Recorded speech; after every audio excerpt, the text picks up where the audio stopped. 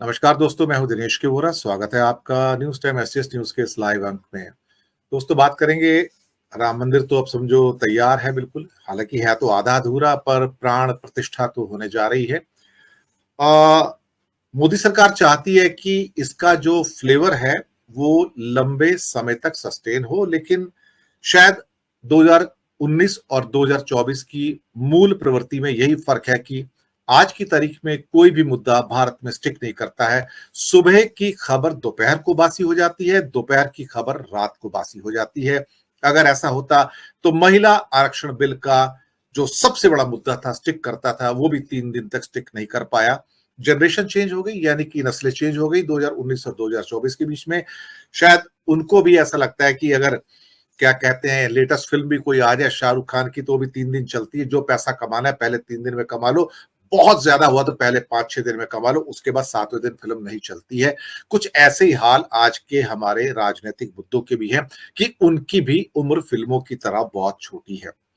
मोदी जी चाहते हैं कि राम मंदिर का मुद्दा लंबा खिंचे, लेकिन शायद नहीं खिंचेगा, क्योंकि मोदी जी की जो भी इवेंट आ रही हैं वो टुकड़ों में आ रही हैं। Piece piece piece piece piece. जो चीजें पीस में आएंगी वो नहीं टिकेंगी, जो चीजें एक पूरी सीरीज में आएंगी वो टिक जाएंगी। राहुल की भारत जोड़ो यात्रा, यानी कि भारत जोड़ो न्याय यात्रा 2.0, ये सस्टेनेबल यात्रा है, क्योंकि इसमें ब्रेक नहीं है, इसमें इवेंट्स नहीं है, ये लगातार चलने वाली है। तो उसका जो इम्पैक्ट होगा, वेव इम्पैक्ट होगा। वेव इम्पैक्ट यानी कि जैसे सुनामी होती है कि एपिसेंटर कहीं और होता है, सुनामी कहीं और आती है। तो राहुल की यात्रा को इस बार जो कवरेज मिलेगी पूरी दुनिया में, हर आदमी उसे देखने को बिल्कुल तैयार है इस समय कि क्या चल रहा है इस टाइम। और अमेरिका के अंदर, ब्रिटेन के अंदर, ऑस्ट्रेलिया के अंदर सारे देश नजर टिकाए हुए देख रहे हैं कि राहुल की यात्रा का क्या इम्पैक्ट होता है। अच्छी बात यह है कि मणिपुर से स्टार्ट हो रही है। मणिपुर में 4 डिस्ट्रिक्ट कवर करेंगे और उसमें करीब 107 किलोमीटर है। वही मैं चाहता था कि ये चूड़ा चांदपुर को मिस नहीं करें और इम्फाल को मिस नहीं करें, क्योंकि कुकी समुदाय और मैती समुदाय दोनों को कवर करें। लेकिन मोदी जी 1 फरवरी को एक और चीज लेके आ रहे हैं जो शायद किसी कार्यक्रम में डिस्कस नहीं हो रही है। आज मैंने और कल भी मैंने इसके ऊपर चर्चा की है। 1 फरवरी को बजट है, भूलिएगा मत। मोदी जी परंपराओं का पालन नहीं करते हैं, ये भी मत भूलिएगा। 2019 में भी वोटर अकाउंट था, लेकिन बजट पेश किया गया था। इस बार मेगा बजट है। इस बार जो बजट है मोदी जी का डू एंड डाई बजट है। ये पहला बजट है आजाद भारत का, जो करीब करीब 50 लाख करोड़ का बजट है साहब। इतना बड़ा बजट मैंने अपनी जिंदगी में कभी नहीं देखा। हालांकि व्यवस्था का हिस्सा होने के नाते मैंने बहुत बजट देखे, अंदरूनी पार्ट्स देखे, सब कुछ देखे, लेकिन इतना बड़ा बजट मैंने कभी नहीं देखा। पिछले साल का बजट यानी कि अभी जो चल रहा है 45 लाख करोड़ का था। 10% की वृद्धि तो नॉर्मल है। 50 लाख करोड़ का बजट, 10 लाख करोड़ का कैपिटल एक्सपेंडिचर जो बढ़ के 12.5 लाख करोड़ होगा, लेकिन उसका असर नहीं पड़ेगा। असर पड़ेगा सब्सिडी कितनी होगी। सब्सिडी का मतलब अभी करीब 6 से 7 लाख करोड़ की सब्सिडीज हैं, शायद ये बढ़कर अब 10 लाख करोड़ की होंगी। बहुत कुछ नया जुड़ सकता है। बहुत सारी सम्मान निधि नहीं आ सकती है। महिला सम्मान निधि आ सकती है, बुजुर्गों की सम्मान निधि आ सकती है। मकानों के लिए लोन लेने में एक बड़ा, आप कह सकते हैं, कंसेशन आ सकता है इस बार। मध्यम वर्ग को और राहत दी जाएगी, क्योंकि मोदी जी को पैसे का कुशन है इस टाइम। अच्छा खासा कुशन है। इतना बड़ा कुशन किसी सरकार के पास आज तक नहीं रहा। और मैं अपने सभी दर्शकों से भी कहूंगा, 1 फरवरी को डिस्काउंट ना करें। 1 फरवरी के मुद्दे बड़े मुद्दे होंगे। भले ये चांदी होगी, लेकिन सोने के वर्क में लपेट के जी दिए जाएंगे और आपको बताए जाएंगे कि ये आपके जीवन में कैसे परिवर्तन लेके आएंगे और कैसे विकसित भारत की दिशा में ये 1 फरवरी का बजट एक लैंडमार्क बजट के रूप में पेश किए जाने की उम्मीद है। और शायद इसका नाम भी विजन 2047 होगा। मैं आपको पहले बता दूं, इस डॉक्यूमेंट का नाम ही या इसके बड़े पार्ट का नाम विजन 2047 होगा। बड़ी सौगात होगी। इंडिया गठबंधन को इसके लिए तैयार रहना होगा, क्योंकि उनको अपने कॉमन मिनिमम प्रोग्राम के अंदर इस बजट को काउंटर करने के लिए बहुत कुछ करना पड़ेगा। सब्जेक्ट है मेरा यही। राम मंदिर ही नहीं है, बल्कि पूरा कॉकटेल है। इसमें इकोनॉमी है, अर्थव्यवस्था है, और बड़ी अर्थव्यवस्था है 1 फरवरी की। इसे इग्नोर मत कीजिएगा। हमारे साथ जुड़ रहे हैं गुजरात से योगेश चुड़गर भाई। दादा नमस्कार, स्वागत है आपका। हमारे साथ हैं अनिल सिन्हा जी, वरिष्ठ पत्रकार, सर आपका भी स्वागत है। हमारे साथ हैं अरुण कुमार शर्मा जी, वरिष्ठ एनालिस्ट, आपका स्वागत है। और हमारे साथ हैं पटना से संजीव चंदन जी, सर आपका भी बहुत-बहुत स्वागत है। सबसे पहले चंदन जी आपके पास ही आता हूँ। मैं कल से ही बात कर रहा था पहली फरवरी के बारे में। हालाँकि बहुत सारे विश्लेषक हमारे पहली फरवरी में अभी बात कर नहीं रहे हैं, लेकिन मैंने पहले ही बता दिया, ये हिंदुस्तान के इतिहास का सबसे बड़ा बजट है। 50 लाख करोड़, इतनी राशि सोचने से भी डर लगता है, मैं आपको बताऊँ। इतना बड़ा कुशन आज तक किसी सरकार को नहीं मिला कि इतना पैसा है खर्च करने के लिए। जितना चाहो उतना लुटा लो, जितना चाहो उतना दे दो, जितनी चाहो उतनी सौगात बाँट लो। फिर ये मौका कभी नहीं आएगा। संजीव चंदन जी।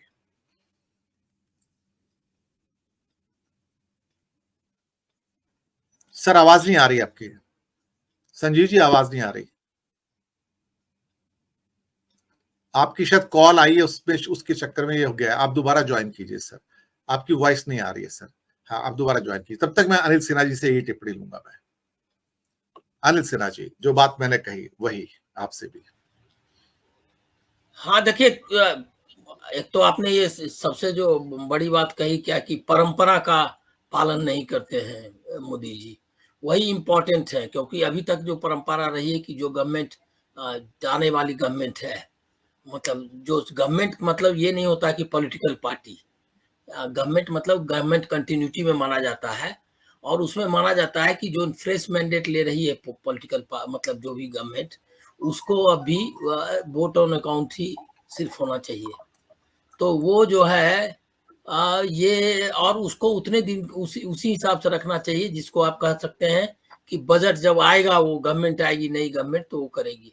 लेकिन वो मानेंगे नहीं और इसका पूरा दुरुपयोग करेंगे। ये 2047 और ये सब का नाटक वो करेंगे।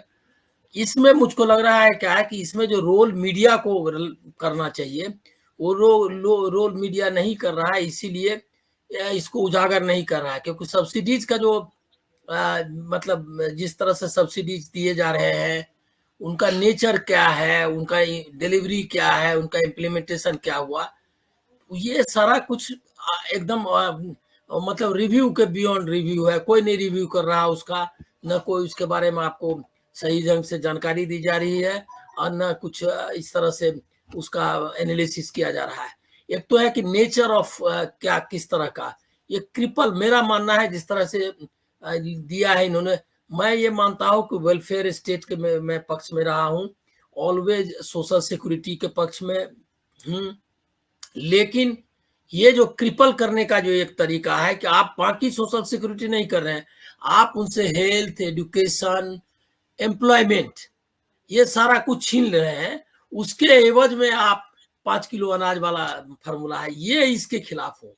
ये जब सोशल सिक्योरिटी की जब हम बात करते हैं, तो उसमें सब आ जाता है कि वो किसी भी आदमी को हेल्थ, मतलब न्यूट्रिशन, हेल्थ, एजुकेशन एंड ये मतलब जिसको कहते हैं कि एम्प्लॉयमेंट, इसका मिलना चाहिए हक। तो ये तीनों के फ्रंट पर ये पूरा फेल गवर्नमेंट है। लेकिन इसको एक्सपोज करने का जो काम जिस तरह से मीडिया को करना था, मुझको लगता है क्या कि मैं मानता हूं क्या कि ये जो फेलियर है, ऑल राउंड फेलियर है, जो इनका रियल चेहरा लाने में सामने।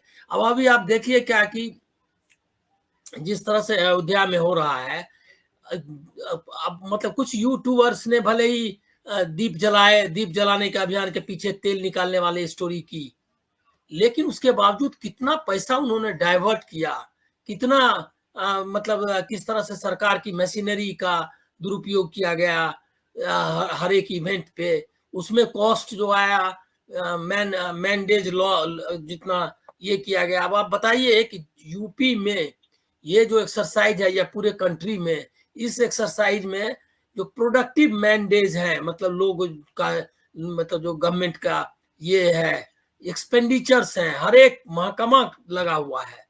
तो ये सारा जो वेस्टेज है एक्सपेंडिचर का, एक ऐसे इवेंट का जो कि बाय एंड लार्ज एक प्राइवेट इशू है कि आदमी किस तरह से पूजा करे और कैसी पूजा करे। तो वो ये सब एक्सपोज करना था। मैं आपसे पूरी तरह सहमत हूं कि ये 1 फरवरी का जैसे बाकी में कहा है, कोशिश करते रहे, करेंगे। लेकिन एक और बात आपने बहुत ही महत्वपूर्ण कही है, उसको भी एंडोर्स करूंगा मैं, कि कोई चलता नहीं है, लॉन्जेविटी जो नहीं है, जो कोई भी आप इवेंट करते हैं उसकी लॉन्जेविटी नहीं है। और सबसे इसका मतलब बेहतरीन उदाहरण था महिला वाला नारी शक्ति वंदना विधेयक, या क्या उसका नाम जो है, रानी और मैं जरा उसका पूरा नाम ठीक से नहीं कर पाता हूँ।